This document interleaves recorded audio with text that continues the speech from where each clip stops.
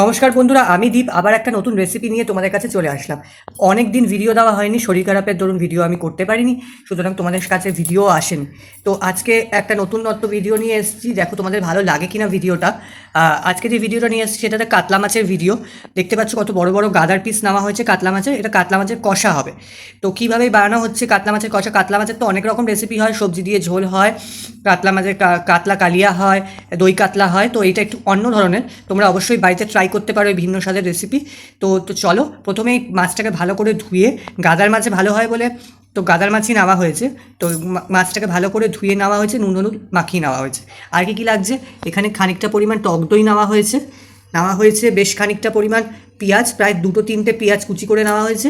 এখানে নেওয়া হয়েছে গোটা কাঁচা লঙ্কা ফোড়নের জন্য, কালো জিরে, ধনে পাতা, আর অর্ধেক টমেটো কুচি করে নেওয়া হয়েছে। এখানে বাটা মশলা কী কী আছে, লঙ্কা বাটা, কাঁচা লঙ্কা বাটা, আদা বাটা, রসুন বাটা, হলুদ গুঁড়ো, লঙ্কার গুঁড়ো আর ঝাল লঙ্কার গুঁড়ো।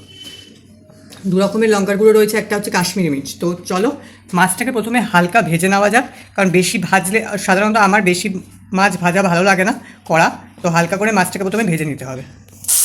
কড়াইতে সর্ষের তেল গরম হতে দিয়ে মাছগুলো এবার একে একে হালকা ফ্রাই করে তুলে নিতে হবে। তো দেখো, কড়াইতে মাছ দিয়ে দেওয়া হয়েছে ফ্রাইয়ের জন্য। দেখো বন্ধুরা, মাছগুলো কিন্তু হালকা করে ভেজে নেওয়া হয়ে গেছে, ভেজে অন্য পাত্রে তুলে নেওয়া হয়েছে। তো চলো এবার মেন রান্নায় যাওয়া যাক। মাছ ভাজার তেল, এই সামান্য পরিমাণ কিছুটা তেল অ্যাড করে ওর মধ্যে কালো জিরে ফোড়নটা দিয়ে পেঁয়াজগুলো দিয়ে নেওয়া হবে। পেঁয়াজগুলো ভালো করে ফ্রাই করে নিতে হবে। পেঁয়াজগুলো কিন্তু বন্ধুরা ভালো করে ফ্রাই করে নেওয়া হচ্ছে।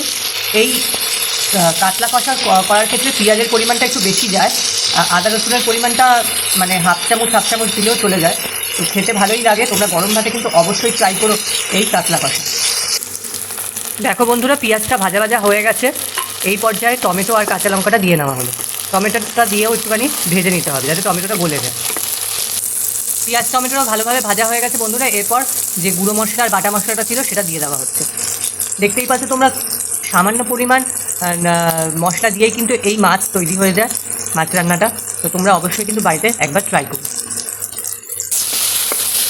মশলাগুলো দিয়ে ভালো করে নাড়িয়ে চাড়িয়ে মশলাটাকে কিন্তু কষিয়ে নিতে হবে যতক্ষণ না তেল বেরোচ্ছে মশলার গা থেকে, তাহলে মশলার কাঁচা গন্ধ থেকে যাবে। ফেটিয়ে রাখা টক দইটা দিয়ে দেওয়া হলো।